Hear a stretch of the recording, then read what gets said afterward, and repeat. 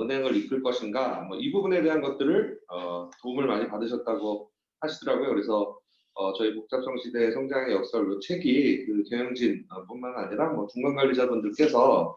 앞으로 이 기업을 어떻게 이끌어 나갈 것인가 하는 부분에 있어서 많은 도움이 되었으면 합니다. 그래서 오늘 제가 말씀드릴 부분은 크게 세 부분으로 되어 있습니다. 그래서 첫 번째 이제 과연 복잡성이라는 게 무엇이냐 하는 복잡성에 대한 개념에 대해서 이제 설명을 드리고, 그다음에 이런 복잡성으로 인해서 성장의 역설이 일어나고 있는데 이런 성장의 역설이 어떤 것인지 하는 부분, 그다음에 그러한 성장의 역설을 어떻게 극복할 수 있을 것인가 하는 세 가지 챕터로 구분을 해서 설명을 드리도록 하겠습니다. 먼저 그 복잡성의 개념입니다. 그래서 그 지난 이제 수십 년간 뭐 저희 이제 한국도 그렇고 뭐 해외 이제 기업들이 여러 가지 성장을 위해서 많은 활동들을 하고 있는데, 이제 그러한 활동들이 이 회사의 이제 복잡성을 너무 과도하게 만들고, 그러한 과도한 복잡성이 결국은 원가를 증가시킨다든지 아니면 고객 서비스 수준을 저하시킨다든지 아니면 뭐 품질을 저하시킨다든지 하는, 그래서 실제로 여러 활동을 하면 할수록 회사가 좋아지는 게 아니라 회사의 원가는 증가하고 그다음에 성장은 더 안 되는 뭐 이런 위기가 직면을 하고 있어서 대부분의 이제 경영자들 같은 경우가 복잡성이 회사를 경영하는 데 있어서 대단히 심각한 문제다라는 것을 알고 있지만, 이거를 어떻게 측정을 해야 되고 어떻게 관리를 해야 되는지 하는 부분들에 대해서는 이제 잘 하지 못하고 있는 현실입니다. 그래서 그럼 과연 복잡성이라는 게 무엇이냐 하는 부분인데, 이제 복잡성이라는 것은 이제 그 이 어휘 그대로 이제 저희가 정의를 하면 이 기업에 존재하는 이제 이질적인 것의 개수인데, 그 기업에 존재하는 이질적인 개수를 저희가 크게 이 세 가지 요인 측면에서 이제 이 복잡성을 보고 있습니다. 그래서 첫 번째는 제품이나 서비스 측면, 그다음에 두 번째는 프로세스적인 측면, 그다음에 세 번째는 조직적인 측면에서 이제 저희가 복잡성이 기업에 존재한다라고 보고 있고, 그래서 요 각각의 세 가지 축으로 이 복잡성이 존재를 하게 되고, 그러한 복잡성이 결국은 회사의 원가로 나타나게 되는 부분이 요 복잡성의 이제 면이 있는데, 그러면 저희가 일반적으로 복잡성이라고 하면 사람들은 대부분 복잡성은 나쁜 것 이렇게 생각을 하는데, 실제로 복잡성이 다 나쁜 건 아닌 거죠. 그래서 저희가 뭐 고객들의 니즈를 맞추기 위해서 제품을 다양화한다든지 뭐 서비스를 다양화한다든지 뭐 이런 부분들에 대한 것들이 사실은 고객의 니즈를 맞춰서 하는 부분들이기 때문에, 그거를 저희가 잘 매니징만 할 수 있다고 하면 사실은 나쁜 복잡성이 아니라 좋은 복잡성인 거죠. 그래서 기본적으로는 이 복잡성을 잘 매니징할 수 있는 회사는 훌륭한 회사인 거죠. 그래서 성공을 잘 할 수 있는 회사고, 근데 본인이 이 복잡성을 관리를 못할 정도의 복잡성을 가지고 이제 회사를 운영을 하게 되면 회사의 이익도 나빠지고 그다음에 성장도 안 되기 때문에, 이제 그런 부분들에 대한 것들을 어떻게 저희가 잘 관리를 할 거냐 하는 부분입니다. 그래서 기본적으로 좋은 복잡성을 잘 유지하면서 나쁜 복잡성을 어떻게 우리가 잘 제거를 할 건가 하는 부분인 거고요. 그래서 이 복잡성에 있어서 뭐 제품적인 측면에 있어서의 복잡성은 뭐 제품 수라든지 뭐 공급자 수라든지 기능 수라든지 부품 수라든지 저희가 이 제품을 팔고 있는 뭐 시장의 수라든지 뭐 이런 부분들이 이제 복잡성의 제품적 복잡성의 이 항목들이 될 것 같고, 그다음에 이제 프로세스적인 측면에 있어서는 뭐 프로세스의 수라든지 단계의 수라든지 그다음 뭐 회의체의 수라든지 그다음에 보고의 수라든지 뭐 이제 이런 것들이 실제로 프로세스적인 측면에서의 복잡성이 될 것이고, 그다음에 이제 그 조직 측면에서 보게 되면 이런 프로세스 수행을 위해서 투입되는 자원, 그래서 뭐 부서의 개수라든지 그다음에 저희가 이런 조직의 계층 구조가 얼마나 되는지, 그다음에 이런 뭐 IT 시스템이라든지 뭐 이제 이런 부분들에 대한 좀 인프라적인 부분에 대한 것들이 실제 복잡성의 이제 세 번째 요소입니다. 그래서 이런 복잡성에 대한 요소들이 이 세 가지 측면에서 있는데, 이 각각의 이 세 가지 복잡성의 원인들이 개별적으로 이 복잡성으로 인해서 회사에 어떤 문제를 일으키기도 하지만, 지금 보시는 것처럼 제품과 프로세스가 만나서 복잡성을 일으키는 유형이 있고, 그 다음에 프로세스하고 조직 측면에서 이 복잡성이 일으키는 이슈들이 있고, 다음에 조직과 제품 측면에서 만나서 이제 이슈들이 있습니다. 그래서 저희가 보게 되면 뭐 제품하고 프로세스적인 측면에서 보게 되면 뭐 비수익 제품이 증가한다든지 뭐 결품이 발생한다든지 그 다음에 경쟁사 대비 서비스나 품질이 저하된다든지 뭐 이제 이런 부분들에 대한 것들이 있고 그 다음에 프로세스하고 조직 측면에 걸쳐 있는 복잡성 같은 경우는 뭐 제품의 가용성이 저하된다든지 그 다음에 복잡하고 비대한 조직이 된다든지 그 다음에 의사결정이라든지 정보 공유가 지연된다든지 이제 이런 부분들에 대한 것들이 이슈로 나타나게 되고 그 다음에 그 조직 제품적인 측면에 있어서는 뭐 저희가 지역 확장을 위해서 이제 지역의 공장을 이제 신설했으나 가동률이 되게 낮아진다든지 그다음에 마케팅이나 영업 활동 같은 것들이 제품 지역별로 분산되어 수행된다든지 이제 이런 형태의 이제 복잡성들이 이제 나오기 때문에 이러한 복잡성들에 대한 부분들을 기본적으로 제품, 프로세스, 조직 이 세 가지 측면에 대한 복잡성들을 각각 저희가 관리하는 게 아니라 이 부분에 대한 것들을 복합적으로 저희가 조금 더 홀리스틱하게 관리를 해야 되는 게 이 복잡성을 관리하는 데 있어서 이제 상당히 중요한 부분입니다. 그래서 기존에 대부분의 그 경영자들이 이 성장의 시대에 가지고 있었던 놈은 어떤 것이었냐면 회사가 성장을 해서 규모가 커지게 되면 이 규모의 효과가 있고 규모의 경제 효과가 있게 되고 그래서 단위당 원가가 줄어들기 때문에 기본적으로는 성장을 해서 회사가 커지게 되면 이익이 점점 늘어날 것이다 라는 게 이제 기본적으로 성장 시대에 경영자들이 가지고 있었던 생각이라고 한다면 실제로 그러한 성장 시대가 지나고 어느 정도 임계점에 이르게 되면 회사가 점점 성장을 해서 규모가 커짐에도 불구하고 이익이 늘어나는 게 아니라 이익이 감소하는 이제 시점이 되는 거죠. 그래서 그 규모의 경제가 아니라 규모의 비경제가 생기는 부분이 있는데 그러면 그 규모의 비경제가 생기느냐 하는 부분은 이제 그 임계점이 되게 되면 아까 제가 서두에 말씀드린 것처럼 우리가 기존에는 복잡성을 잘 관리하면서 규모의 경제 효과를 누렸는데 이제 특정 임계점이 지나게 되면 규모의 경제를 일으키는 그러한 좋은 복잡성을 관리하게 하는 게 아니라 나쁜 복잡성이 돼서 우리 회사의 이익을 감소시키는 형태가 되는 거죠. 그래서 대부분의 기업들이 그 이 제품 종류나 이런 부분들에 대한 게 늘어나는 바에 따라서 지속적으로 규모의 경제 효과를 누릴 수 있지만 실제로는 대부분의 기업들이 지금 보시는 것처럼 제품 종류의 비중이 늘어나면 늘수록 이익이 증가하다가 이익이 감소하는 이러한 그 이 웨일 커브 저희가 이제 뭐 고래곡선이라고 하는 이런 웨일 커브 형태의 제품 종류와 이익에 대한 선을 가지게 되고 대부분 이제 이렇게 되다 보니까 뭐 서비스 수준도 낮아지고 그다음에 제품 개발 속도도 저하되고 그다음에 이제 재투자에 대한 여력도 감소되고 뭐 이런 부분들이 결국은 기업이 점점 커지면서 성장을 오히려 저해하는 요소로서 복잡성이 작용을 하게 됩니다. 그러면 이런 복잡성에 가지고 있는 원가의 특징은 어떠냐? 그래서 이제 지금 요 왼쪽에 보시면 이 복잡성이 증가할 때 이 노드가 요소가 하나일 때, 그다음에 이제 두 개일 때, 세 개일 때 각각을 보게 되면 이 링크하는 노드가 하나도 없다가 뭐 하나, 세 개, 6개, 10개, 45개로 이 복잡성 같은 경우에는 요소가 하나하나 늘어날 때마다 거기에 정비례해서 늘어나는 게 아니라 실제로는 기하급수적으로 늘어나는 거죠. 그래서 지금 보시는 것처럼 복잡성 원가는 복잡성 수준에 따라서 비례적으로 늘어나는 게 아니라 복잡성에 오히려 약간 제곱되는 형태로 늘어나는 부분이라서 복잡성이 이러한 지수 형태로 증가하기 때문에 이 복잡성에 대한 부분들을 초기에 잘 관리를 하지 않게 되면 복잡성 원가가 너무 늘어나서 이제 그게 결국은 회사의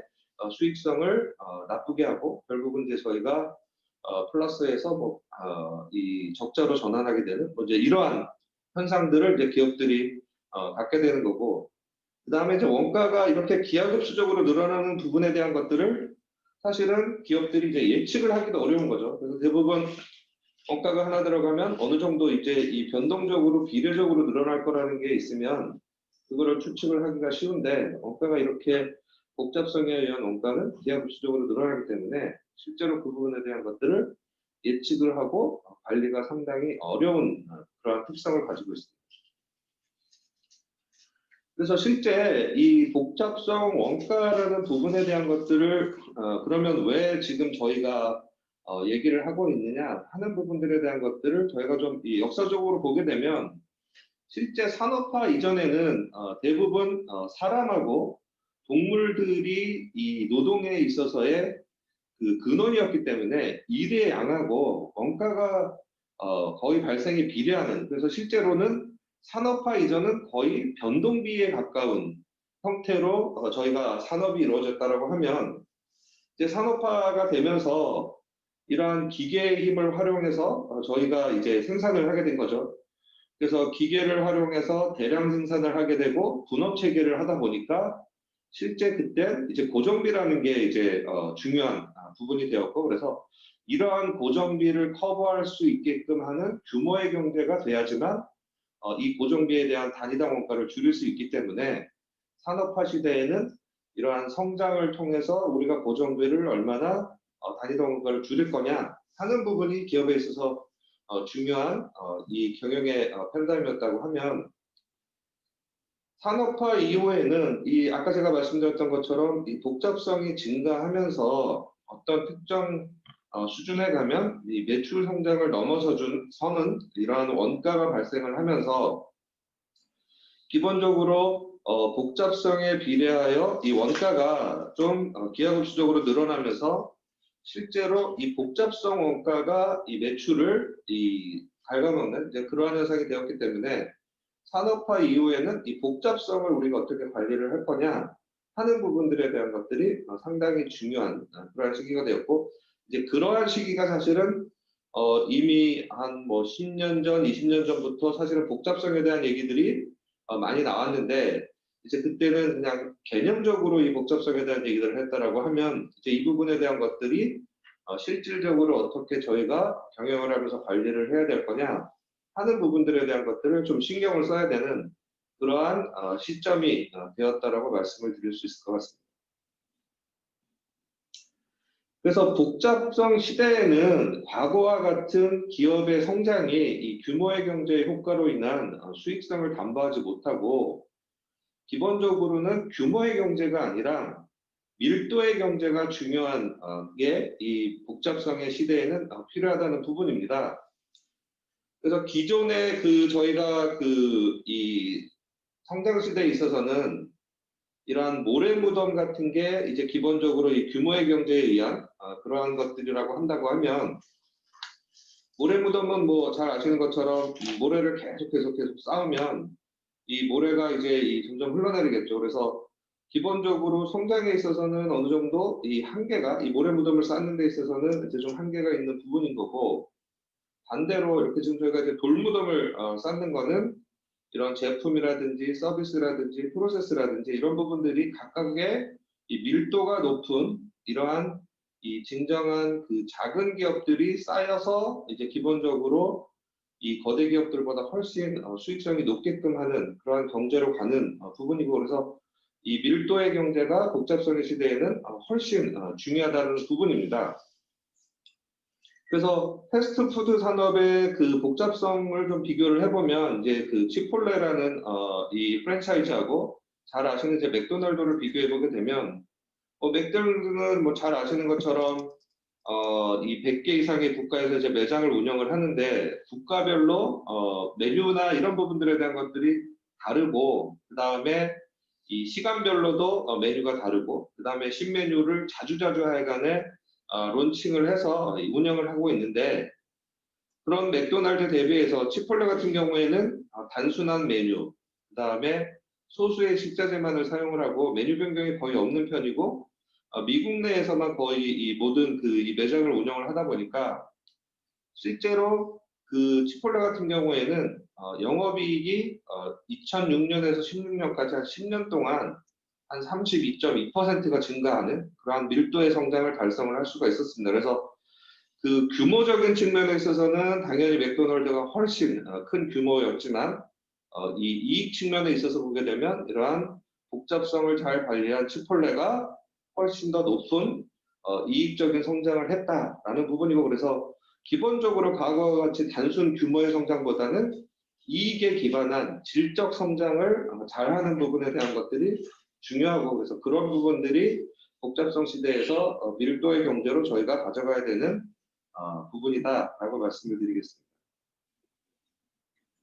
그래서 기존에는 저희가 그 경영을 하는 데 있어서 기본적으로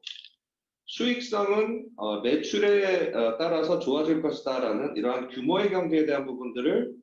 저희가 가지고 이제 비즈니스를 했었고, 그래서 기본적으로 판매량하고 매출액의 규모가 결국 수익성을 결정을 할 것이고, 기업의 이제 복잡성 수준이 이제 미미했기 때문에 뭐 이런 부분들에 대한 것들이 갈 수 있는 부분이고, 그래서 기본적으로는 매출을 증가시키는 포트폴리오를 많이 확장하면 할수록 우리 회사가 규모도 커지고 수익성도 좋아질 것이다. 이런 사고 방식을 가지고 이제 기존에 대부분의 경영진들이 비즈니스를 했다라고 하면, 지금 시점에서는 저희가 이 수익성이라는 게 매출과 비례하는 부분은 맞지만 기본적으로 복잡성하고 수익성은 반비례할 확률이 높기 때문에 이 수익성은 규모에 따른 복잡성까지를 고려를 해서 저희가 이 수익성을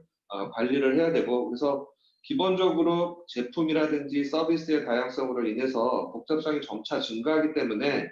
이러한 나쁜 복잡성을 우리가 얼마나 잘 제거해 가면서 이 밀도 있는 수익 창출을 할 것이냐 하는 부분들에 대한 것들이 현재의 이 경영진들이 이 경영하는 데 있어서 가져야 되는 이제 기본적인 변화된 사고방식이라고 말씀을 드릴 수 있을 것 같습니다. 그래서 이러한 부분들을 저희가 경영을 하기 위해서는 복잡성으로 인해서 우리 회사가 성장하는 데 있어서 어떤 제한이 좀 있는지, 그 다음에 매출 증가보다 복잡성이 빠른 속도로 증가하고 있는 건 아닌지, 그 다음에 우리가 복잡성을 제거하는 데 있어서 어떠한 장애요인들이 있는가, 이런 부분들에 대한 것들을 기본적으로 생각을 해서 우리 회사의 복잡성이 어느 정도인가 하는 부분들에 대한 것들을 잘 관리를 하면서 저희가 이 운영을 회사를 기업 운영을 해야지만 회사가 지속적인 이익을 내는 형태의 이 지속가능 기업이 될 수 있는 부분이 되겠습니다. 그래서 이제 복잡성에 대한 이제 개념은 좀 제가 설명을 드렸고, 그러면 이러한 복잡성이 과연 기업이 성장하는 데 있어서 어떠한 문제를 정말로 야기시키는지, 그래서 복잡성 때문에 이 성장의 역설이 어떠한 형태로 이 발휘가 되는가 하는 부분들에 대한 것들을 좀 설명을 드리도록 하겠습니다. 그래서 이제 기업들이 대부분 성장을 추구를 하는데, 이 성장을 추구하는 과정에서 실패하는 유형을 저희가 보면 크게 한 4가지 정도의 이 실패 유형이 있는 것으로 이제 파악을 할 수가 있을 것 같습니다. 그래서 첫 번째는 포트폴리오 팽창이라는 부분이고요. 그 다음에 두 번째는 번역을 이제 저희가 더 푸른 초원이라고 했는데, 실제로 더 많은 뭐 새로운 사업이나 뭐 이런 부분들에 대한 것들을 찾아가는 부분이 있고, 그 다음에 이제 대박, 그 다음에 이제 캐슬 뭐 이런 부분인데, 각각에 대해서 좀 설명을 드리면, 대부분의 이 4가지의 성장을 하는 전략을 추구할 때 경영진들이 가지고 있는 생각들은 뭐냐면, 포트폴리오 팽창 같은 경우에는 그래도 많은 게 적은 것보다 낫다. 그다음에 우리는 고객이 원하면 무엇이든 제공을 할 거다. 그래서 이제 무분별하게 이제 포트폴리오를 확장하는 뭐 이제 이런 형태를 하게 되는데, 실제로는 이렇게 하게 되면 뭐 복잡성 원가가 지속적으로 증가하고 고객 서비스 수준이나 프로세스 효율이 저하되고 뭐 집중력 저하 등의 부작용 야기가 있다 보니까 실제로 성장에 있어서는 이제 실패를 하는 케이스가 이 포트폴리오 팽창 케이스고, 그 다음에 이제 두 번째 더 푸른 초원 같은 경우에는 대부분의 이 형태의 전략을 추구하는 경영진들이 가지고 있는 생각은, 우리가 현재 시장에서도 잘했으니 다른 시장에서도 우리는 잘할 수 있을 거야. 그 다음에 우리가 지금 이 하고 있는 사업에서 당연히 우리가 선택할 수 있는 인저성장 경로다. 그 다음에 다른 시장은 우리 시장보다는 경쟁이 덜 심할 거다. 그러니 우리가 더 푸른 초원을 향해서 이 비즈니스를 해야 된다. 그래서 기본적으로는 이렇게 과도한 확장, 그래서 뭐 공격적인 M&A라든지 신사업 추진이라든지 뭐 이제 이런 부분들에 대한 것들을 추구를 하게 되는데, 이제 이 부분에 있어서는 너무 새로운 거를 추구하다 보니까 기본적으로 이제 기존 핵심 사업의 경쟁력이 잠식되는 뭐 이런 형태로 해서 실패를 하는 케이스가 되겠고, 그다음에 이제 세 번째는 이제 대박에 대한 그 케이스입니다. 그래서 대부분의 이제 경영진들이 이 경우에는 우리가 하나만 성공하면 우리 사업이 성공할 거야. 그다음에 우리가 차별화된 제품만 만들 수 있으면 성공할 것이다. 그래서 대부분 이제 대박 제품 개발에 이제 저희가 집중을 하게 되는데, 실제 이런 제품 수명 주기가 점점 빨라지는 거 대비해서 이런 조직이 좀 정체가 되고 이런 것들이 있다 보니까 실제로는 이런 대박 제품 개발을 하지도 못하면서 이런 것들을 추구하다가 이제 실패하는 경우들이 많이 있는 케이스고요. 그다음에 네 번째 마지막으로 이제 성벽 케이스 같은 경우에는 대부분의 경영자들이 이제 우리는 뭐 현재도 잘해왔고 그다음에 현재 위치가 충분히 지속될 것이다. 그래서 지금 마진 감소가 있긴 있지만 뭐 이 부분은 그냥 단순하게 이 단기적인 현상일 뿐이고, 그래서 이 부분에 대한 것들은 크게 이제 염려를 할 필요가 없다. 뭐 이제 이런 부분들입니다. 그래서 요 각각에 대해서 이런 식으로 이제 하다 보면 기존에 있는 시장 점유율이라든지 영업이익이 감소를 하면서 회사가 점점 이제 어려워지는 이제 이러한 형태를 갖게 되는 거죠. 그래서 기본적으로 경영진들이 가지고 있는 가정에 맞춰서 이러한 네 가지 유형의 이제 성장 전략들을 대부분 취하게 되는데, 이러한 것들을 취하면서 이제 그 대부분의 이제 실패를 하게 되고, 이제 그 부분에 대한 것들을 조금 이제 좀 말씀을 드리면, 그 일단은 그 복잡성 포트폴리오 확장 전략을 피는 경우에 이제 기본적으로 포트폴리오를 너무나 많이 하다 보면 아까 제가 계속 말씀드렸던 것처럼 복잡성이 너무 높아져서 실제로 원가는 점점 늘어나는 데 비해서 실제 수익 대비해서 원가가 더 많이 늘어나게 되는 이제 이러한 부분들이 있기 때문에 포트폴리오를 무한히 확장하는 부분에 있어서는 이러한 그 기업이 성장하고 그다음에 적절한 이익을 향유하기가 어렵다는 부분인 거고요. 그다음에 이제 두 번째 같은 경우에는 그 이제 그 기존에 그 잘하고 있던 시장 외에 추가적인 이제 시장을 이제 진출하려고 하는 부분입니다. 그래서 그 뭐 그 우리나라에서도 이제 바나나 이제 그 상표에 보면 이제 이 치키타 바나나가 있는 경우들이 있는데, 치키타 같은 경우에는 바나나에서 대단히 이제 잘하던 기업이었는데 이 10여 년 동안 이 바나나를 가지고 뭔가 이 신규 시장에 대한 부분들을 계속해서 진출을 하려고 그래서 바나나가 아닌 이 바나나 같은 경우에는 이제 상품 주기가 좀 긴데 이거보다도 훨씬 민감성이 이제 낮은 이 소비 시장에 진출을 하려는 걸 하다 보니까 기본적으로 회사가 계속해서 성장도 못하고 그다음에 영업이익도 점차 감소하고 그다음에 기존에 본인들이 잘하고 있던 이 바나나에서도 성과에 대한 부분들을 잘 내지 못하는 이러한 부분들에 대한 것들이 돼서 실제로 이제 그 성장에 대한 기회나 이익적인 측면에 있어서 실패를 한 사례가 되겠고요. 그다음에 이제 세 번째는 그 대박 부분입니다. 그래서 그 저희가 이제 잘 아는 그 이 패스트 패션 뭐 자라라든지 지금 뭐 유니클로라든지 이제 이런 기업들 같은 경우는 실제로 대박 제품을 생산하는 게 아니라 시장 대응에 대한 속도, 그다음에 이제 고객에 대한 선호 파악 역량을 중시해서 얼마나 이 변화된 환경에 자기들이 빨리빨리 갈 수 있는가를 가지고 이제 성공을 한 경우인데, 이와 달리 뭔가 대박을 노리겠다라고 해서 오랜 시간 R&D를 하거나 뭐 이런 부분들을 하면서 제품을 내려고 했던 이제 그런 회사들 같은 경우는 이제 대부분 이미 본인이 그 제품을 개발했을 때에는 시장이 변해 있는 거죠. 그래서 기존의 고객들이 원하고 있는 시장 트렌드를 쫓아가지 못하는 형태로 대박을 쫓게 되면 실제로 그런 부분에 있어서 이제 기업이 성공할 확률은 상당히 낮은 부분입니다. 그래서 잘 아시는 것처럼 지금 워낙 그 고객의 이 소비 패턴이나 이런 부분들이 빨리빨리 변화하고 있고, 그래서 제품의 라이프 사이클도 거기에 따라서 빨리빨리 변화하고 있기 때문에 이 부분에 대한 것들을 잘 쫓아갈 수 있게끔 하지 않으면서 대박을 원한다고 한다고 하면 뭐 그런 부분들이 성공하기는 상당히 어렵다라는 부분이고요. 그다음에 이제 네 번째는 뭐 저도 이제 그 컨설팅을 계속 하고 있지만 이제 뭐 잘 아시는 이제 그 모니터 그룹입니다. 그래서 이제 모니터 그룹이 그 마이클 포터 이 경영하게 돼가 이제 마이클 포터가 모니터 그룹을 설립을 해서 이제 모니터가 상당히 그 경영 컨설팅 회사로서는 이 프리미엄 컨설팅으로서 잘 해왔는데 2012년 11월에 이제 그 딜로이트에 이제 매각이 되었습니다. 그래서 모니터가 기본적으로는 우리는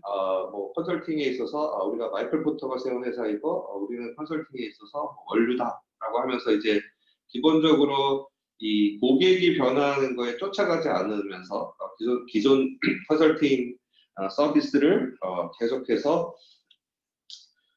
운영을 하다가 이제 그런 부분들이 이제 한계에 부딪혀서 이제 회사가 딜로이트에 매각된 사례입니다. 그래서 기본적으로 그 빠르게 변화하고 있는 산업의 기존의 그냥 산업의 사업의 구조라든지 시스템을 가지고 해서 기업을 운영을 하려고 하면 그러한 부분들이 충분히 이 기업이 성장하는 데 있어서 방해 요소가 돼서 성장을 하는 것이 아니라 오히려 성장을 못하게 되는 이제 그러한 부분들이 지금 발현된 사례고요. 그래서 이렇게 크게 기업이 성장을 하는 데 있어서 네 가지 유형이 있었는데 그 네 가지 유형이 실패하게 되는 이러한 원인에 대해서 이제 저희가 보았고, 그러면 이 부분에 대한 것들을 어떻게 그러면 기업들이 극복을 해야 되느냐 하는 부분에 대해서 이제 저희가 말씀을 드리도록 하겠습니다. 그래서 그 성장에 실패하는 첫 번째 유형이 이제 그 포트폴리오 팽창이었는데, 이제 이 부분에 있어서는 스마트 다양성이라는 전략을 취해야 된다는 부분이고, 그 다음에 이제 더 푸른 목장 실패 원인에 대해서는 저희가 이길 수 있는 새로운 시장을 추구를 해야 된다는 부분, 그 다음에 대박 유형에 대해서는 반복적인 차별화를 저희가 추진하는 전략을 취해야 된다는 부분, 그 다음에 이 성벽의 유형의 이제 성장 실패에 대해서는 재창조와 재구성 전략으로 이러한 것들을 극복을 해야 되는데, 그 각각에 대해서 상세하게 좀 설명을 드리도록 하겠습니다. 그래서 스마트 다양성이라는 것은 이제 기본적으로 저희가 그 포트폴리오를 확장을 할 때 고객이 필요로 하는 다양성, 그 다음에 이와 연관된 복잡성 비용에 대해서 좀 저희가 명확하게 이해를 바탕으로 해서 포트폴리오 관리를 좀 능동적으로 해야 된다는 거죠. 그래서 포트폴리오를 최적화를 통해서 저희가 스마트 다양성을 확보를 해야 된다는 겁니다. 그래서 저희가 포트폴리오 최적화 목표를 설정을 할 때 특정 제품을 우리가 왜 유지를 해야 되는지, 그 다음에 현재 판매하는 제품의 50%만 가지고 고객의 니즈들을 좀 충족시킬 수는 없을까? 그래서 오히려 저희가 제품과 서비스를 다양화하고 약간 좀 단순해가면서 이걸 가지고 사실은 더 성공을 하는 이러한 케이스들도 있거든요. 그래서 이 저희가 포트폴리오 최적화를 할 때는 이러한 좀 스마트하게 다양성을 어떻게 유지를 할 거냐. 그래서 제가 아까 이제 좋은 복잡성을 말씀드렸는데, 저희가 그 고객들을 대상으로 이제 실험을 해보면 한 20가지 정도의 제품을 놓고 고객들한테 그 중에 고르라고 하면 고객들이 잘 못 고르는데, 7개에서 한 9개 정도의 제품을 놓고 그 중에 고르라고 하면 고객들이 훨씬 잘 고르는 거죠. 그래서 기본적으로 너무 많은 선택지를 고객들한테 주는 것이 고객들한테도 좋지 않고, 실제로 기업 입장에서도 한 7개에서 9개 정도면 고객들이 훨씬 더 쉽게 선택을 할 수 있는데, 너무 많은 제품이나 서비스를 가지고 이러한 부분들에 대한 것들을 운영을 하는 이런 부분들이 실제 이 회사 입장에서 보게 되면 이 다양성에 대한 부분들이 나빠지는 부분들이기 때문에 그러한 부분들에 대한 것들을 좀 해야 된다는 부분이고요. 그다음에 이제 그 성장하는 과정에서 이제 다양성을 저희가 할 수밖에 없을 경우에는 그걸 얼마나 잘 유지를 할 수 있을 것이냐 하는 부분, 그다음에 그러한 스마트한 다양성을 어떻게 조직과 프로세스로 내재화할 것인가 하는 부분들에 대한 것들이 이제 좀 필요한 부분입니다. 그래서 대표적으로 지금 이제 그 한국의 이런 유사한 이제 산업을 보게 되면 통신 산업이 보면 이제 좀 그럴 수가 있을 것 같습니다. 그래서 통신 같은 경우가 과거에 제품이 90년대 말까지는 사실은 그냥 집전화라는 이 유선전화 하나만 있었는데 그 후에 뭐 이 ASDL이라든지 이런 그 인터넷이 이제 나오게 되고 그 다음에 뭐 IPTV라든지 그 다음에 IP 전화라든지 그 다음 뭐 와이브로라든지 그 다음에 스마트폰이라든지 모바일 폰이라든지 뭐 이런 다양한 이제 제품과 서비스들을 이제 통신사들이 제공을 하게 됐고 제품의 그 다양성뿐만 아니라 실제 그 개별 제품에 보게 되면 그 제품도 다양한 요금제라든지 서비스라든지 뭐 이런 부분들에 대한 것들을 가지게 되었습니다. 그래서 그 통신사들 같은 경우가 제품의 복잡성, 그 다음에 특정 제품에 있어서 관련된 서비스나 요금제의 복잡성, 뭐 이런 것들이 있다 보니까 실제로 고객들도 본인들의 제품이나 서비스가 요금제가 무엇인지도 잘 모르면서 선택을 하게 되고, 그 다음에 회사는 그 통신사들은 통신사 내부적으로 그러한 것들을 관리하기 위한 코스트들이 너무 늘어나는 형태가 돼서 뭐 국내 뭐 SKT도 그렇고 KT도 그렇고 이런 것들을 잘 관리를 하기 위해서 뭐 차세대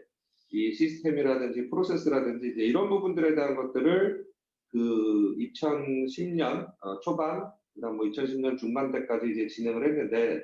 그래서 통신사들이 이러한 다양성을 확보를 해가면서 어떻게 제품과 서비스에 대한 포트폴리오를 잘 가져갈 거냐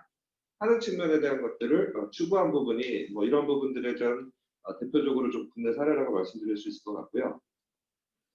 그 다음에 두 번째는 기본적으로 그 저희가 새로운 시장에 나간다고 하게 되면 대부분의 이제 기업들이 가고 있는 방법이 제품 라인을 확장을 한다든지 새로운 고객 세그먼트를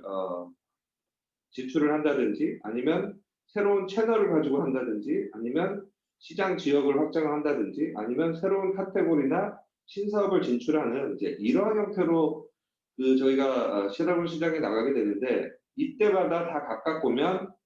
뭐 제품 라인을 확장하게 되면 뭐 서비스의 이슈가 있거나 뭐 예를 들면 뭐 유통 매장에서 결품이 있을 수 있고 그다음에 아까 제가 말씀드렸던 것처럼 이 과잉 선택 옵션 제공으로 인해서 고객이 선택하는 데 있어서 불편을 오히려 준다든지 뭐 이런 형태로 복잡성 이슈들이 있기 때문에 기본적으로 저희가 이러한 새로운 그 시장에 나갈 때는 이러한 확장을 통해서 우리 핵심 사업이 강화될 건지 아니면 약화될 건지 그 다음에 인접 영역으로의 우리의 확장이 규모의 경제 효과를 발휘할 수 있는 부분인지 아니면 오히려 복잡성의 증가를 낳을 수 있는 부분인지 그 다음에 우리가 이러한 새로운 사업을 수행할 역량이라든지 운영 모델을 보유하고 있는지 뭐 이런 부분들에 대한 것들을 경영진들이 잘 파악을 해서 이러한 새로운 시장에 진출을 해야지만 실패를 하지 않는다는 부분이고요. 그 다음에 이제 그 반복적 차별화는 뭐 최근에 이제 뭐 에자일이라든가 하는 뭐 그러한 기법들에 대한 것들을 많이 들어보셨을 텐데 최소 비용으로 다양한 실험을 통해서 그 이 경영 환경 변화, 그다음에 소비자의 변화 뭐 이런 부분들에 대한 것들을 빠르게 테스트를 해가면서 하는 뭐 이제 이런 부분들이 기업에 있어서 하나의 오히려 더 이제 성공적인 경영 전략이 될 수 있다는 거죠. 그래서 그 이 일루미네이션 CEO 같은 경우가 뭐 잘 아시는 이 만화 영화 제작을 하는데 타이탄 같은 경우에는 이 대박을 놓고 한 이 블록버스터 작품이었는데 이거는 이제 대박을 치지 못해서 한 1억 불 정도의 손실을 받고 그래서 우리가 이렇게 해서는 안 되겠다. 그래서 좀 예산이 적게 들어가면서 실제 고객들의 반응을 봐가면서 할 수 있는 뭐 이런 것들을 하는 게 오히려 좋겠다라고 해서 좀 중저 예산 중심으로 이 영화들을 이제 시리즈로 이제 내기 시작을 해서 오히려 이제 그러한 중저 예산 영화들을 가지고 고객들의 반응을 보면서 조금 더 성공적으로 할 수 있는 뭐 이런 부분들을 했기 때문에 기본적으로 이렇게 복잡성이 높아지고 있는 그러한 환경에서는 이거에 대한 확실성을 가지고 뭔가 투자를 하기가 어렵기 때문에 가급적이면 이렇게 작게 파일럿 형태로 다양한 실험을 해가면서 사업을 확장해 나가는 게 오히려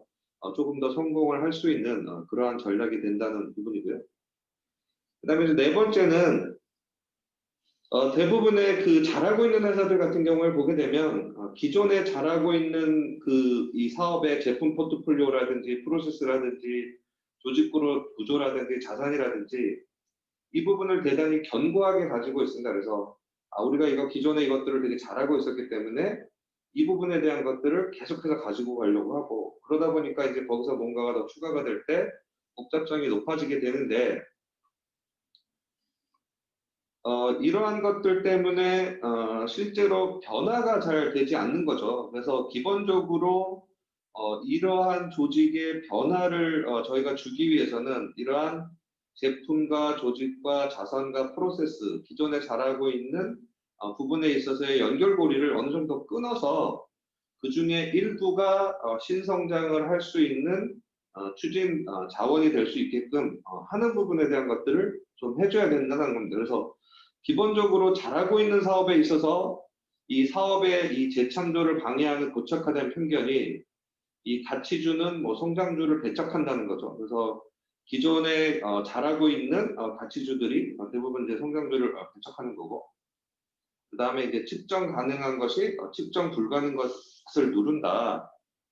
라는 부분이고, 그 다음에 이제 꼬리가 몸통을 흔든다는 거고요. 그래서 이제 기본적으로 뭐 최근에 이 유사한 케이스를 저희가 말씀드리면, 지금 이제 현대자동차 같은 경우가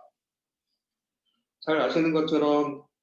과거 이제 내연기관 중심에서 최근에 이제 전기차가 시장에서 급속도로 이 성장을 해가면서 내연기관뿐만 아니라 전기차를 해서 2025년까지는 전기차가 한 50% 정도를 해야겠다라는 게 이제 현대자동차의 목표인데 실제 기존의 내연기관 쪽에서 워낙 잘하고 있었기 때문에 기존의 내연기관에 있던 제품 포트폴리오와 관련 프로세스와 조직이 너무 철옹성처럼 있다 보니까 이 전기차 새로운 사업을 추진하는 데 있어서 어려움이 있는 거죠. 그래서 지금 이제 그 정의선 회장님이 기존의 내연기관하고 별도의 조직과 프로세스로 전기차 사업을 해야겠다라는 생각을 하시고 이제 이 전기차에 대한 제품도 기존에는 이제 내연기관과 같은 플랫폼 하에서 이제 썼던 부분들에 대한 것들을 전기차 전용 플랫폼의 제품을 만들고 프로세스와 조직도 별도로 하는 형태로 지금 이제 추진을 하시려고 하는데 이제 그런 부분들이 아마 한국에서도 이러한 그 성벽과 같은 이러한 성장의 실패 원인을 극복하기 위해서 실제 지금 현대차에서 진행되고 있는 거라고 생각이 들고 그래서 기본적으로 이 부분은 리더가 하고 조직들이 어떻게 사고를 하고 관련된 역량을 가지고 있느냐 하는 부분이 이제 상당히 중요한 부분이라고 말씀드리겠습니다. 그래서 그러면 이렇게 복잡성 극복을 하기 위한 이제 네 가지 그 이 실패 유형에 대한 이제 전략 방향을 말씀드렸는데, 그럼 이러한 네 가지 그 이 복잡성으로 인한 성장의 역사를 극복하기 위해서 과연 경영자들은 어떤 사고방식을 가지고 있고 그 다음에 회사는 조직적으로 어떤 역량을 가지고 있어야 하는가 하는 부분입니다. 그래서 경영자들이 가져가야 되는 사고방식을 크게 한 5가지 정도로 말씀을 드릴 수 있고 그 다음에 이제 조직이 가져가야 되는 역량도 한 5가지의 역량에 대해서 설명을 드리도록 하겠습니다. 그래서 경영자의 사고방식은 크게 명확하고 대담한 목표, 단순화, 속도를 가속화, 성공 확률 높이기, 부추 개체 그리고 반복 이렇게 5가지가 되겠고요. 그다음에 조직의 역량은 실제 이익이 발생하는 제품 파악, 이익 중심의 M&A 및 신시장 진출, 그다음에 실행력 제고 이런 그 10가지의 이 경영자의 사고 방식과 조직의 역량 부분에 대해서 하나하나 좀 더 설명을 드리도록 하겠습니다. 그래서 기본적으로 이 기존의 산업화 시대에는 어떻게 리스크를 최소화하면서 우리가 이 규모의 경제 효과에 의한 경제 고의를 가질 것이냐 라는 거였다라고 하면 이 복잡성의 시대에 있어서는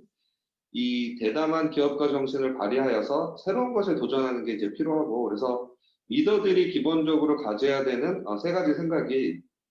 좀 타 조직하고 차별화된 믿음을 명문하고 뭐 이에 따라서 행동을 하는 거고요. 2번째는 열정하고 낙관주의 및 목표를 좀 공유를 하고 그 다음에 이 합리적인 목표 수립한 거에 대해서 시간을 낭비하지 말라는 겁니다. 그래서 기본적으로 이 대담한 기업가 정신을 가지고 리더가 비즈니스를 해야 된다는 게 첫 번째 이제 리더가 가져야 되는 마음이고요. 그다음에 두 번째는 단순화입니다. 그래서 기본적으로 단순화를 해야지만 경영자가 이 복잡성에서 나올 수 있는 저항을 좀 극복을 할 수 있고, 그래서 기본적으로 우선순위를 설정해서 경영자가 좀 전략적으로 타협할 수 없는 목표나 과제를 확정을 해서 해야지만 저희가 복잡성을 극복한 단순화 형태로 해서 가져갈 수 있다는 부분이고, 그래서 복잡성을 제대로 인식을 하고, 그 다음에 단순화에 대한 저항을 잘 관리를 하고, 그다음에 단순화에 대한 목표를 세우고 실행을 하고, 이 단순화 과정에서 발생하는 저항에 대해서는 책임 있는 리더십을 가져야 된다라는 게 두 번째 그 리더가 가져야 되는 요소고요. 그 다음에 세 번째는 이 빠르게 변화하고 복잡성이 증가하는 환경에서는 기본적으로 속도를 저희도 빠르게 해야 된다는 거죠. 그래서 조직하고 프로세스의 속도가 이 경영환경 변화보다 더 빨라야 된다는 부분이고,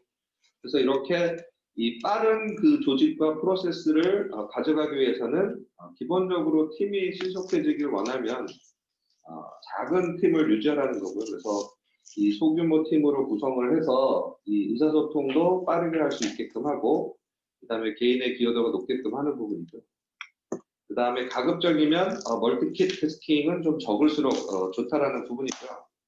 그 다음에 리더가 가지고 있는 의사결정 방식을 바꾸라는 거죠. 그래서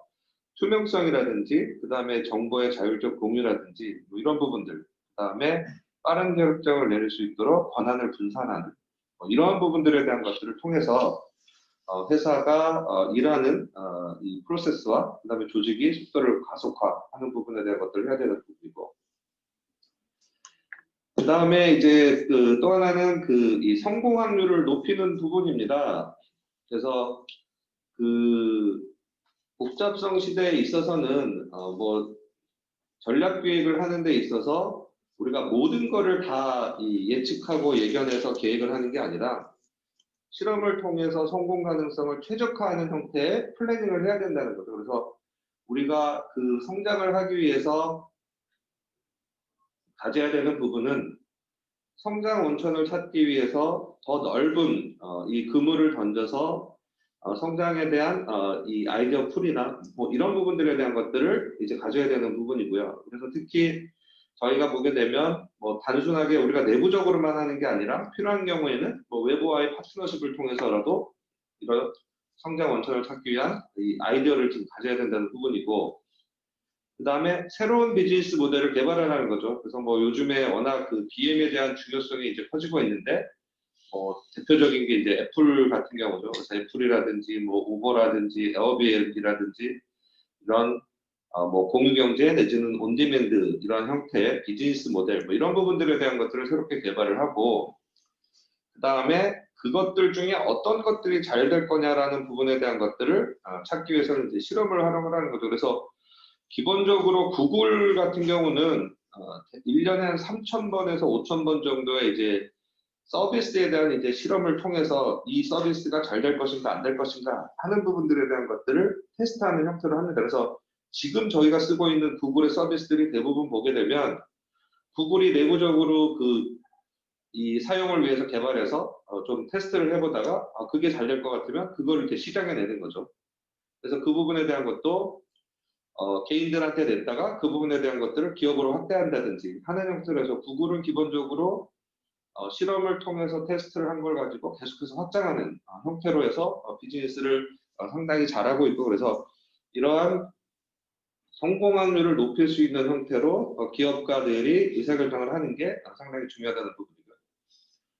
그 다음에 이제 다섯 번째는 아까도 이제 그 뭐 애자일에 대한 부분들을 말씀드렸는데, 과거처럼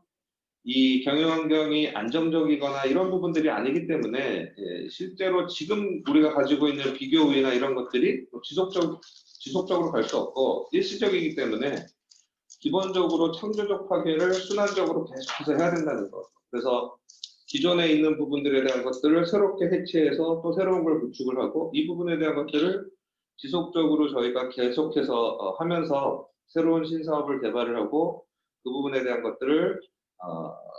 시장에 내놓고 그 다음에 그걸 가지고 또 뭔가 더 이 새로운 사업 모델이라든지 서비스를 내고 그걸 가지고 또 다시 이 시장에서 테스트를 받고 하는 형태로 계속해서 순환적으로 저희가 창조적 파괴를 해야지만 저희가 이 복잡성 시대에서 이러한 이 우위를 지속할 수 있다는 부분이고요. 그래서 여기까지는 이제 리더십들이 가져야 되는 그러한 부분에 대한 것들을 말씀을 드렸고, 이제 지금부터는 이러한 복잡성을 잘 극복하기 위해서 조직적으로 어떤 것들을 가져야 되느냐 하는 부분입니다. 그래서 이제 첫 번째는 실제 이익이 발생하는 제품하고 서비스를 파악을 해야 되는 부분입니다. 그래서 기존의 그 회계에서는 저희가 기본적으로 변동원가하고 고정원가 두 가지로 이제 이 원가를 관리를 했었는데, 실제 아까 말씀드렸던 것처럼 복잡성이라는 게 생기면서 이제 복잡성 원가를 저희가 별도로 측정을 하고 관리를 하는 게 필요하다는 거죠. 그래서 기본에 저희가 이제 변동원가하고 고정원가 외에 복잡성 원가라는 부분은 기본적으로 수량에다 제곱근을 한 걸 가지고 저희가 이 원가 배분하는 부분에 대한 것들을 하게 되면 복잡성을 고려한 원가가 더 잘 측정이 되는 거고, 그래서 이러한 복잡성 원가를 저희가 실제 잘 측정해야지만 제대로 된 제품에 대한 원가 계산을 하고 그 원가 계산에 기반한 수익성을 기반으로 해서 저희가 제품에 대한 포트폴리오 의사결정을 할 수 있기 때문에 실제 복잡성을 고려했을 때 어느 제품과 서비스가 이익이 나느냐 하는 부분들에 대한 것들을 잘 파악을 해야 된다는 부분입니다. 그다음에 두 번째는 지금 이제 이 소비재 기업 A의 이제 브랜드별 수익 구분을 보게 되면 SKU는 적지만 실제로 영업이익에 있어서는 한 50%를 차지하는 뭐 이러한 이 브랜드 이 포트폴리오를 가지고 있는데 기본적으로 핵심 브랜드, 그래서 이렇게 기업의 영업이익을 가져올 수 있는 핵심 브랜드를 기본적으로 회사에서 잘 관리를 하는 게 필요하다는 겁니다. 그래서 브랜드를 많이 가지고 있는 게 중요한 게 아니라 핵심 브랜드를 우리가 얼마나 잘 관리를 하고 그거를 유지를 하느냐 하는 부분들에 대한 것들이 중요하다는 부분이고요. 그 다음에 여덟 번째는 M&A나 신시장 진출을 할 때 대부분의 기업들이 성장 중심으로 M&A나 신시장에 대한 부분들을 찾는 것들이 많은데 그보다는 이익 중심의 M&A하고 신시장에 대한 진출을 해야 된다는 부분입니다. 그래서 이익 중심의 M&A가 성장 중심의 M&A보다는 실제 성공 확률이 지속될 확률이 훨씬 높다는 거고요. 그래서 뭐 기존의 미국 같은 경우에 그런 뭐 원가 시너지를 위해서 공구제소다를 인수한 스탠리옥스 같은 경우에는 매출 시너지가 한 3억 달러 정도 나고 그다음에 원가 시너지는 한 5억 달러 이상이 나는 뭐 이러한 성공적인 M&A를 한 데 비해서 성장을 위해서 이렇게 인접 영역의 기업을 인수한 실드웨어 같은 이제 포장 제품 공급사 같은 경우에는 기업 가치가 점점 절하되고 그다음에 이제 사업부를 매각해야 되는 것을 검토할 정도로 오히려 실적이 악화된 뭐 이런 케이스가 있기 때문에 M&A나 저희가 신시장 진출할 때는 이익을 중심으로 해서 의사결정을 하라라는 부분이 중요한 부분이다. 그래서 M&A를 할 때는 저희가 사후 대응이 아닌 사전 대응의 입장에서 이제 투자 발굴을 하는 부분을 하고 그 다음에 예상 시너지 효과를 좀 보수적으로 낮춰서 봐야 되는 부분이고요. 그 다음에 이제 통합을 하게 되면 사전 PMI라든지 그 다음에 PMI를 통해서 가고자 하는 최종 상태라든지 뭐 이런 부분들에 대한 것들을 명확히 정의하고 추진을 하라라는 부분입니다. 그 다음에 이제 운영 모델 변경은 기본적으로 이제 환경 변화에 따라서 복잡성이 증가할 때 운영 모델이 사업 목적에 적합하지 않은 경우에는 이러한 모델의 개선하고 재설계가 필요하다는 부분입니다. 그래서 기존에 이제 로컬 중심의 비즈니스를 하다가 뭐 글로벌로 비즈니스를 한다든지 그다음에 최근에 오프라인 중심의 채널에서 이커머스와 같은 온라인 채널을 뭔가 도입을 한다든지 뭐 이런 것들을 할 때는 기존의 이 운영 모델이 아닌 새로운 운영 모델을 가져가야 된다는 부분이고요. 그래서 제가 최근에 이제 컨설팅 했던 회사 중에 이커머스가 이렇게 잘 되고 있음에도 기존의 가맹점 중심의 오프라인 채널을 유지를 버리지 못하고 있다가 이제 이커머스 시장에 시장도 뺏기고 그 다음에 이익도 점점 줄어드는 뭐 이런 것들을 경험한 회사도 있고, 오히려 이 이커머스 시장에 대해서 빨리 대응을 해서 기존에 가지고 있던 가맹점 모델을 과감하게 버리고 오히려 이러한 이커머스, 그 다음에 직영 중심의 채널을 통해서 옴니 채널 뭐 이런 부분들에 대한 것들을 한 회사 같은 경우에는 이러한 변화에 잘 대응을 해서 이 성공적으로 트랜스포메이션을 하는 회사들이 있는데, 실제 이런 환경 변화를 위해서는 운영 모델에 대한 부분들을 우리가 어떻게 바꿔나갈 것이냐 하는 부분들에 대한 것들이 상당히 중요하다는 거죠. 그래서 최근에 이제 글로벌 기업들 같은 경우에는 예전에는 IT를 대부분 아웃소싱하는 형태로 해서 비즈니스들을 많이 했는데, 최근에는 뭐 디지털 트랜스포메이션이니 뭐 이런 것들이 워낙 중요해지면서 실제 IT가 예전에는 회사에 있어서 비핵심 업무였는데 이게 핵심 업무가 되다 보니까 글로벌 기업들 같은 경우에는 과거에 아웃소싱했던 IT 업무를 인소싱하는 형태로 해서 다시 이제 기업 내부에서 운영하게끔 하는 형태로 이제 모델을 바꿔서 운영을 하고 있는데, 이제 그런 부분들이 실제 운영 모델을 변경을 기업 환경 변화에 따라서 잘 맞춰 나가면서 성공을 하고 있는 사례들인 거죠. 그래서 운영 모델을 어떻게 변경할 것이냐 하는 부분이고, 그다음에 이제 마지막 부분은 아무리 저희가 뭐 전략을 잘 짰다고 하더라도 그 전략을 얼마나 잘 실행하느냐 하는 부분이 상당히 중요한 부분입니다. 그래서 전략을 잘 실행을 하기 위해서는 크게 두 가지 요소가 필요한데, 첫 번째는 전략을 잘 실행할 수 있는 통합적인 관리 시스템, 그 다음에 전략을 잘 실행할 수 있는 조직 문화, 두 가지가 필요하게 됩니다. 그래서 그 전략을 잘 실행할 수 있는 통합관리 시스템에 대해서 먼저 말씀을 드리면, 대부분의 기업들이 최근에 뭐 안전이라든지 환경이라든지 품질이라든지 원가라든지 다양한 목적을 가지고 이 회사를 이제 변화시키고 개선시키기 위해서 노력을 많이 합니다. 근데 이제 실질적으로 뭐 안전, 품질, 환경, 생산성, 규정 준수, 수익, 원가, 이게 이 7가지 이러한 이 밸류 드라이버들이 실제로는 회사가 추구하고 있는 그러한 밸류 드라이버들인데, 이 부분에 대한 것들을 실행을 누가 하느냐를 보면 실제 이 실행은 대부분 현장에 있는 이 특정 사람들이 이 7가지에 대한 부분들을 다 수행을 하는 거거든요. 근데 대부분의 회사에서 보게 되면 안전을 위한 목적으로 안전과 관련한 매뉴얼이 별도로 있고, 품질 목적으로 품질에 대한 매뉴얼이 별도로 있고, 환경 관련해서 환경과 관련한 매뉴얼이 별도로 있고, 이제 이런 형태로 필드에서 일하시는 분들한테 이 업무 매뉴얼이라든지 프로세스라든지 이런 부분들이 주어지기 때문에 실제 필드에서 일하는 분들 입장에서 보게 되면 엄청 복잡한 거죠. 본인이 하는 일은 한 가지인데 이거에 대해서 관리하는 이 7가지 목적에서 관리하는 쪽에서 본인한테 요구하는 게 다 다른 거죠. 그래서 이제 그런 부분들이 실제로 이제 필드에서 일하시는 분들 입장에서 보게 되면 상당히 복잡성을 일으키는 부분이고, 그래서 그러한 것들을 어떻게 필드에서 일하시는 분들이 잘 할 수 있게끔 할 거냐 하는 부분들에 대한 것들이 전략에 대한 실행력을 높일 수 있는 부분이고, 그래서 이러한 7가지 요소들에 대한 것들을 어떻게 잘 통합 관리를 해서 이 필드에서 이루어질 수 있게끔 할 것인가 하는 부분들에 대한 것들이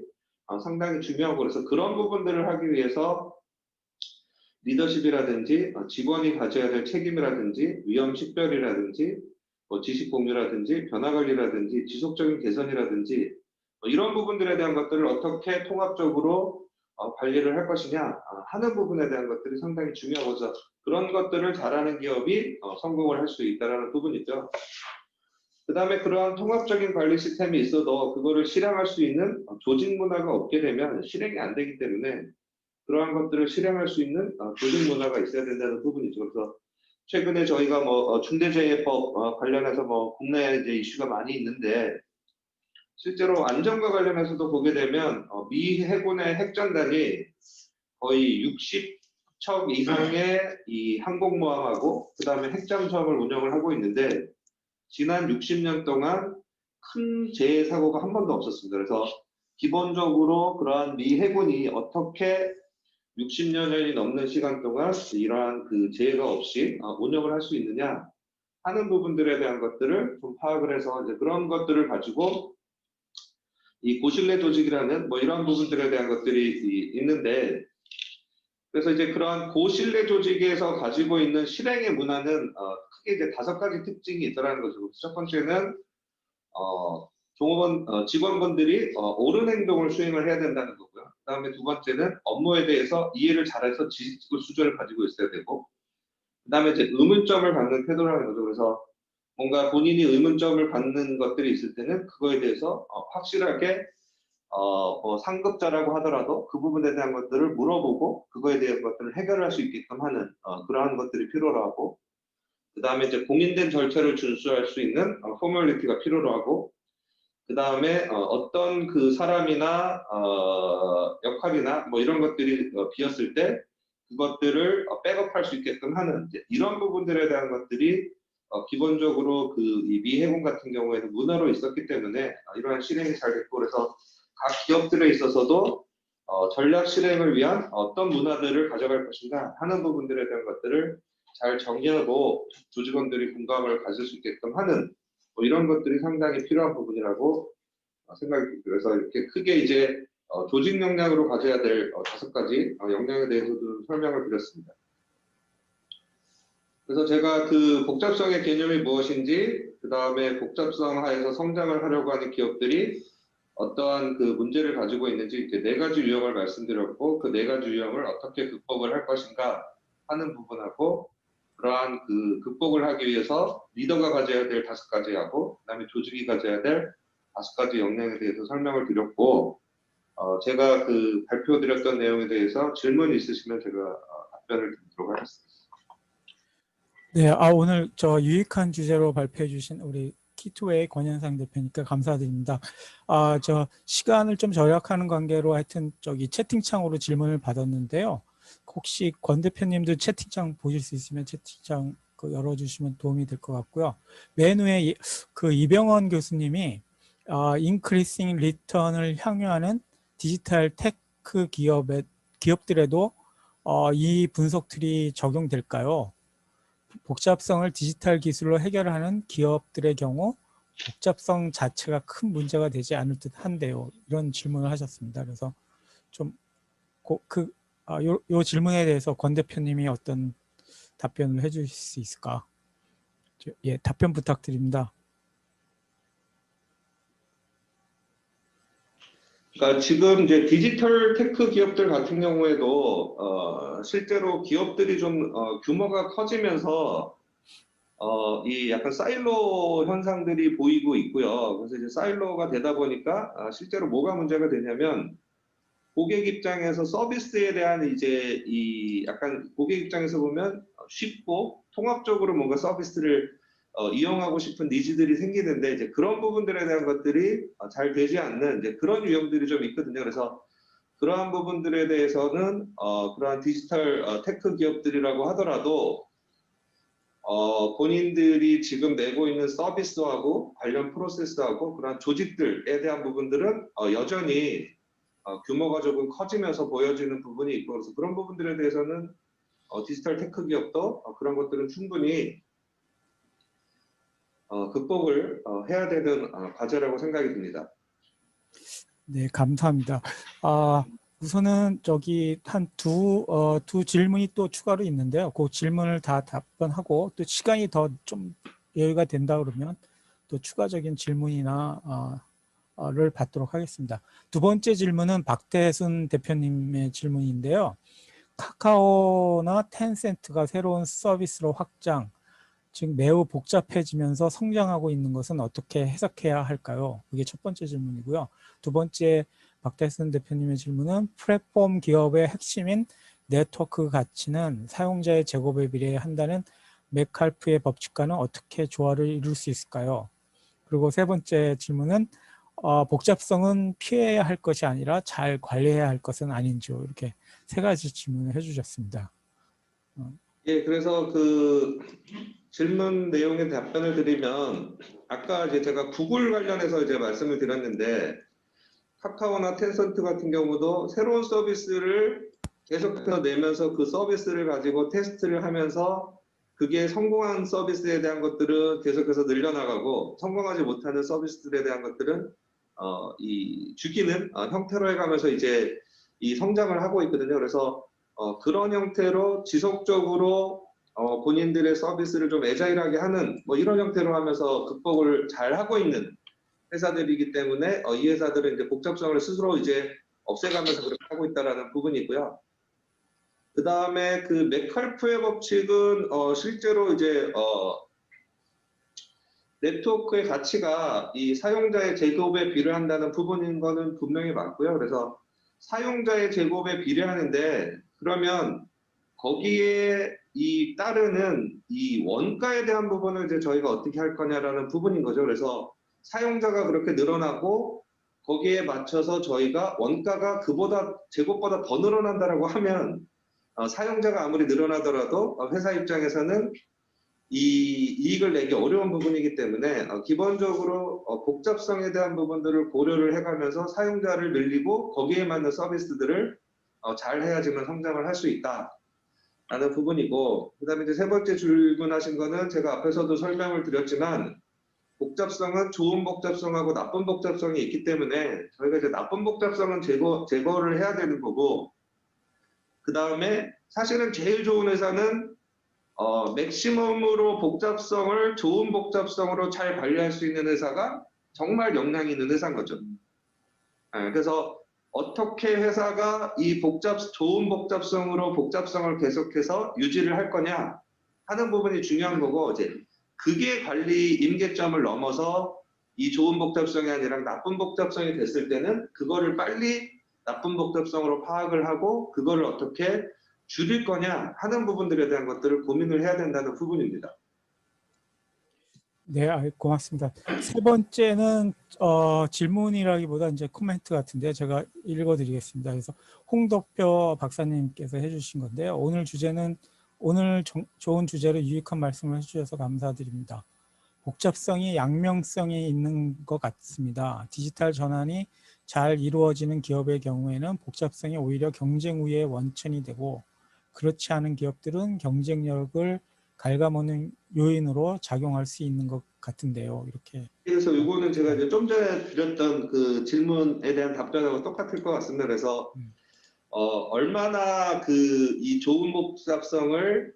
이 임계점까지 높은 임계점까지 관리할 수 있느냐 하는 게 이 복잡성 시대에서 기업이 잘하는 기업인 거고, 근데 이제 그 부분에 대한 거를 임계점이 넘었는지도 모르는 상태에서 계속해서 뭔가 복잡성을 늘려나가는 부분에 대한 것들이 이제 문제가 되는 부분이고, 그런 경우에는 이제 복잡성을 없애줘야 되는데, 저희가 복잡성을 없앨 때 중요한 부분이 뭐냐면 오늘 제가 설명을 안 드렸는데, 대부분의 경우에 이 회사들이 복잡성을 없애라 그러면 그냥 인력을 구조조정하든가 아니면 제품 합리화를 한다든가 아니면 뭔가 프로세스 혁신을 한다든가 이 부분에 대한 것들을 개별로 하게 되거든요. 근데 실제로 아까 제가 복잡성이 제품과 프로세스와 조직이 다 연계되어 있다고 했기 때문에 실제로 복잡성을 없앨 때는 제품과 프로세스 조직을 연관된 제품 프로세스 조직을 같이 없애줘야지만 복잡성이 다시 이 복원이 되지 않지. 예를 들어서 제품은 없앴는데 관련 프로세스하고 조직이 있으면 다시 뭔가 제품이 나오거든요. 그 프로세스하고 조직에 의해서. 그래서 복잡성이 다시 생기기 때문에 기본적으로 제품과 프로세스와 조직을 어떻게 한 번에 같이 없애주면서 복잡성을 제거해 줄 거냐 하는 부분들에 대한 것들이 기업에 있어서는 상당히 중요한 부분이고, 그래서 지금 이제 계속 말씀드렸던 것처럼 좋은 복잡성하고 나쁜 복잡성이 있는데, 그러면 어떤 게 좋은 복잡성이고 어떤 게 나쁜 복잡성이냐, 그 부분에 대한 것들을 잘 측정을 하기 위해서 아까 제가 설명드렸던 복잡성 원가, 그래서 제곱근을 활용한 이 복잡성 원가를 통해서 제품이나 서비스의 수익성을 제대로 저희가 측정을 해야지만 이 제품과 서비스가 제대로 정말 수익을 내고 있는 건지 아니면 손실을 내고 있는 건지 뭐 이런 부분들을 파악을 할 수 있기 때문에 그러한 부분이 실제 이러한 복잡성을 관리하는 데 있어서 조직이 가져야 되는 역량이라고 좀 설명을 드린 부분입니다. 네, 감사합니다. 더 이상 뭐 혹시 지금 밖에 눈도 그쳤어요. 그래가지고 지금 5시 11분인데 혹시 뭐 한 질문 하나 정도는 더 받아도 좋을 것 같은데 혹시 줌으로 참여석한 분 중이나 아니면 거기 현장에 계신 분들 중에 질문 하나 있으면